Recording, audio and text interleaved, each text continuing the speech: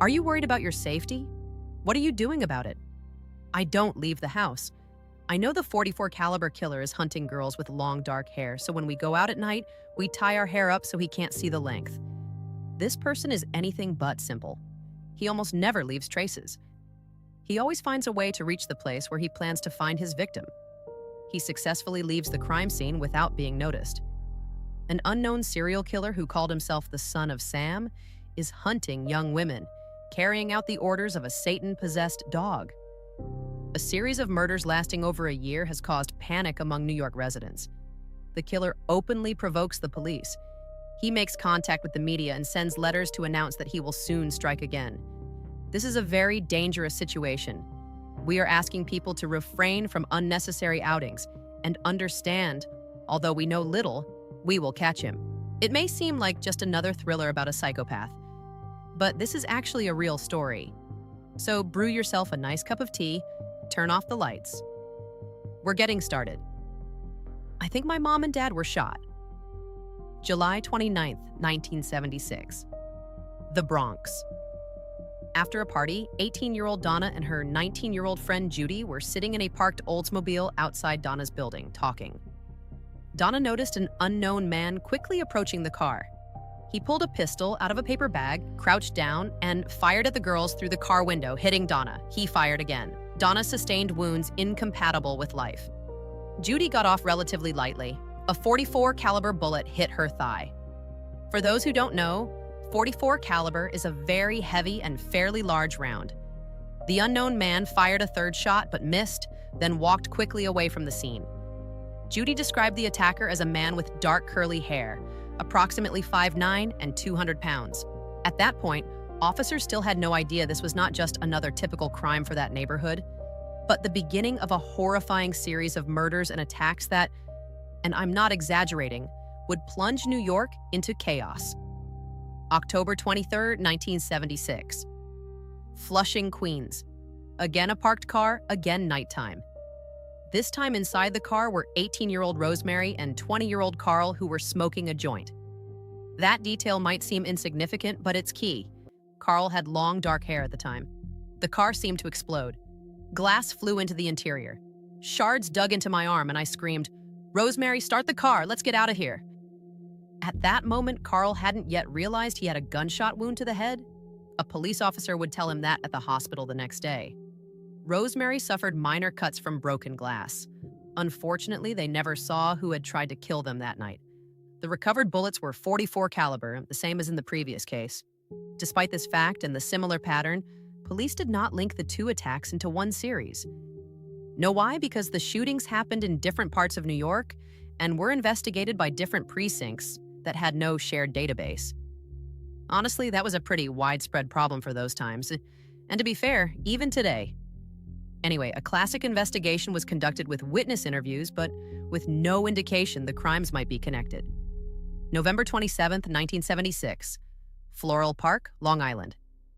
16-year-old Donna and 18-year-old Joan had gone home after seeing a movie at the cinema. They arrived at Joan's house late at night and stood on the porch talking. An unknown man approached and asked, "Can you tell me how to get to..." Then cut himself off, pulled out a revolver and fired once at each girl. When they fell, the unknown man fired several more times but missed, hitting the building instead. The girls survived the attack, though Joan was hit in the spine and was rushed to hospital in critical condition. Unfortunately, she would remain paralyzed for the rest of her life. Joan's neighbor heard the shots, ran outside, and saw the probable attacker fleeing with a weapon in his hand. After this third attack, police were finally able to compile a composite sketch. The recovered bullets, as in previous cases, were .44 caliber. Even so, the series of attacks was still not officially linked, though suspicions were already forming. January 30th, 1977, Forest Hills, Queens. After seeing the movie Rocky around 1 a.m., 26-year-old Christine Freund and her 30-year-old fiancé John were sitting in their car, about to head to a party somewhere. John heard an explosion. The glass from the car door shattered. He saw Christine lose consciousness. She fell with her head on me, and I started shaking her, yelling, Chris, snap out of it. Chris never came to. She died in hospital." Police realized these attacks might be connected. the investigation became more coordinated, with different police divisions working jointly. The victims were mostly young women with long dark hair. A pattern had also been noted. The attacks happened around midnight in quiet neighborhoods, with bullets of the same caliber in every case. Still, police were pursuing separate suspects in each individual case. The next attack happened on March 8th of 77, around 7:30 p.m. in Queens, just one block from where Christine had been killed. That evening, the killer's target was 19-year-old college student Virginia. She tried to shield herself with a book, but the bullet pierced it and inflicted a fatal wound. Forensic analysis confirmed the shot was fired from the same weapon used in the previous crime. This was officially confirmed at a press conference 2 days after the murder. It was then revealed that the murder weapon was a 5-shot .44 Bulldog revolver. New York City Mayor Abraham Beame appealed to the public. Anyone who knew anything about someone in possession of a .44 caliber revolver should contact the police. The killer was labeled a misogynist. The maniac watched the press conference on television, and he responded. More on that in a moment. April 17th, 1977. Back in the Bronx, 2 more murders. This happened just a few blocks from the first crime scene. This time, the victims were Alexander and Valentina, who were sitting in a car when the shooting occurred.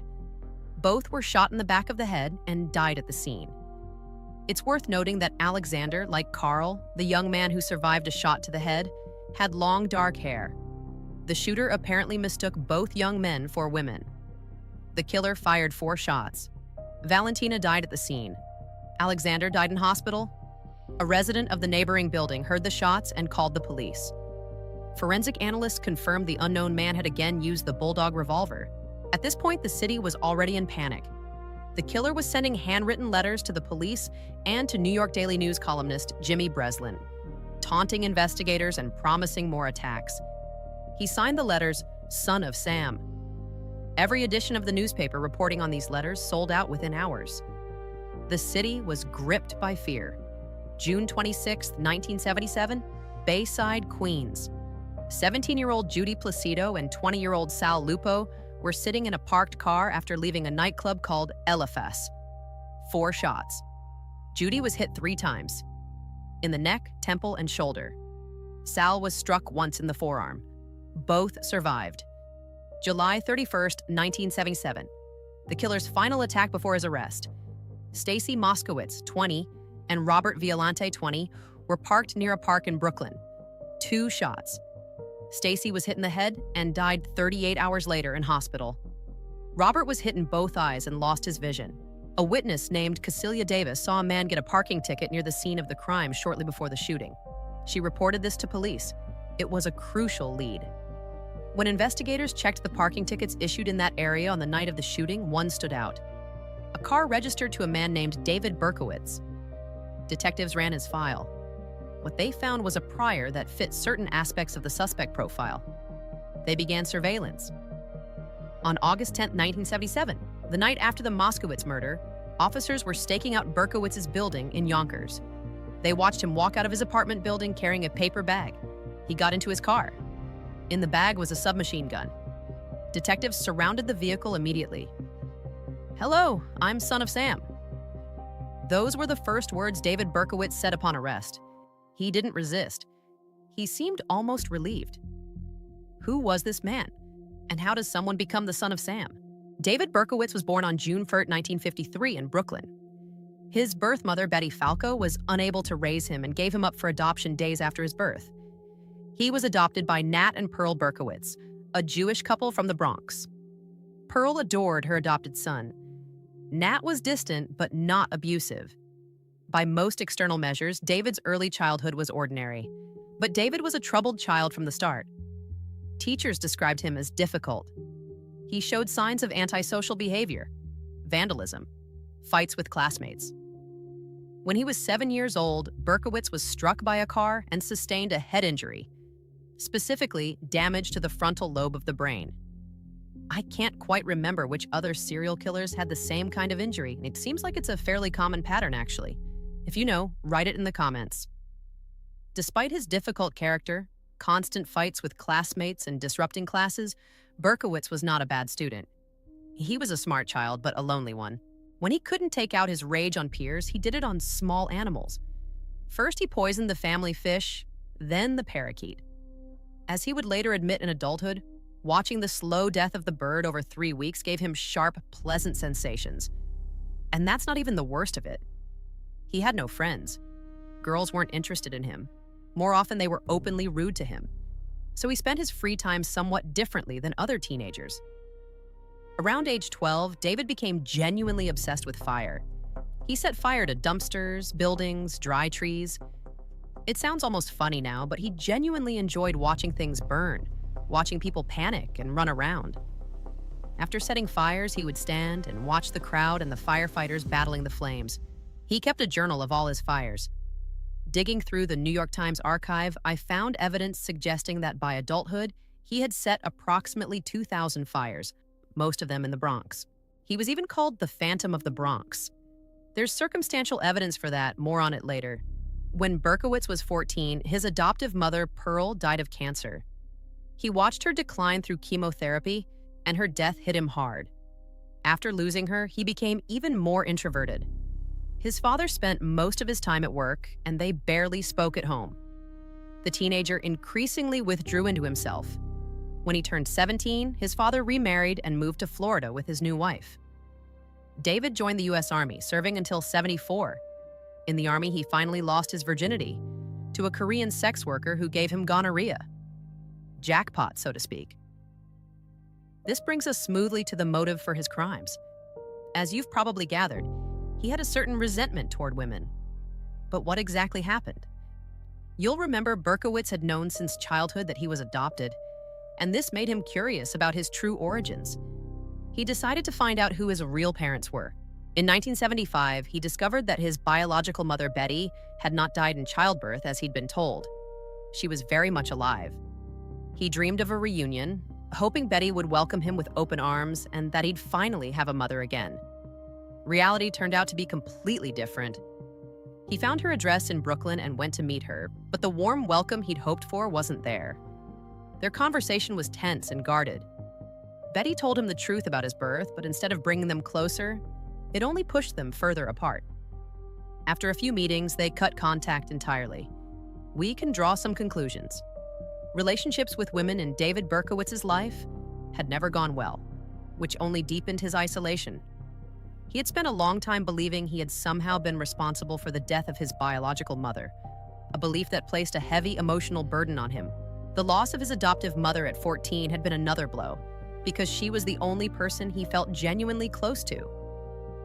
Even the long-awaited reunion with his biological mother, which was supposed to be a new beginning, ended in disappointment and cold indifference.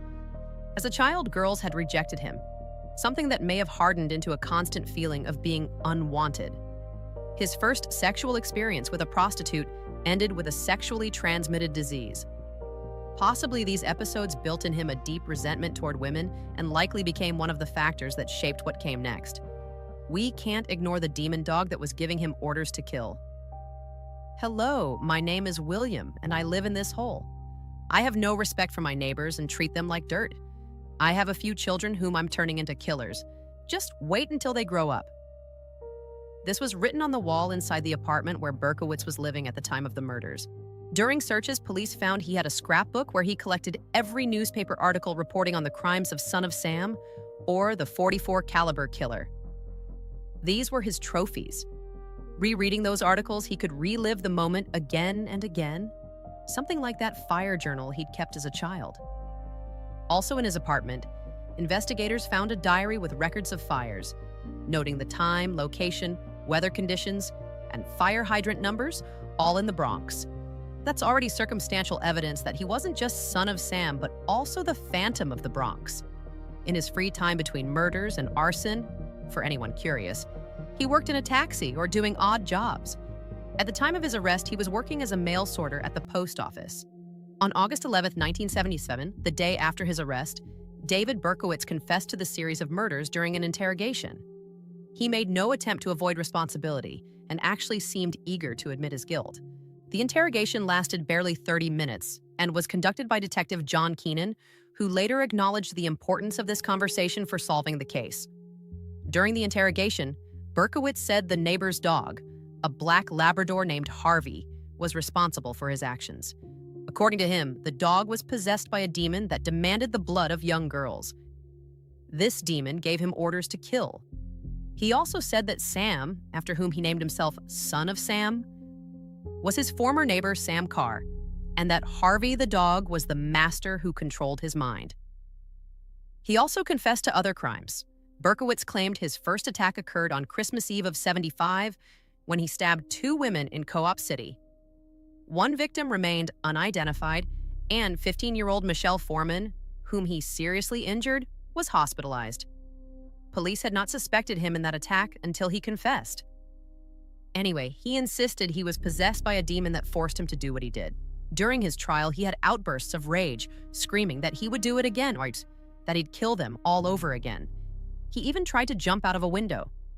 After a series of psychiatric evaluations, court experts diagnosed Berkowitz with paranoid schizophrenia, but concluded that at the time of the crimes, he had been legally sane and aware of his actions. In February of '79, at a press conference, Berkowitz unexpectedly changed his story, stating that his earlier claims about demon possession had been a fabrication. During sessions with psychiatrist David Abrahamson, he explained that the idea of the killings had been forming in his mind for a long time. According to Berkowitz, he had wanted to take revenge on a world that had, in his view, simply rejected him, that he was nobody, that nobody needed him, and that it caused him pain. He also shared his dream of completing his canvas of killings, planning to go out in a blaze of glory at a Hamptons nightclub, where he intended to carry out a mass shooting. Fortunately, he was arrested just before that. Son of Sam managed to kill 6 people and wound 11 more. On June 12, 1978, he was sentenced to 365 years in prison. As of the recording of this video, he is still alive. He is now 71 years old. His mental illness spared him the death penalty. In prison, Berkowitz began deeply studying scripture and declared himself a born-again Christian, renouncing his bloody past. He took a new name, Son of Hope. Since then, he has been writing letters to troubled youth and speaking out against violence. He also has the right to parole hearings but refuses to attend them. Honestly, I believe I deserve to be in prison for the rest of my life. With God's help, I made peace with my situation long ago and accepted my punishment. In this video, I mentioned 2 serial killers who were active at the same time. Here are videos about them. Click on either one, the order doesn't matter, and at the end of each one, there's a link to the other. That's the story, folks. Thank you for watching. Stay safe.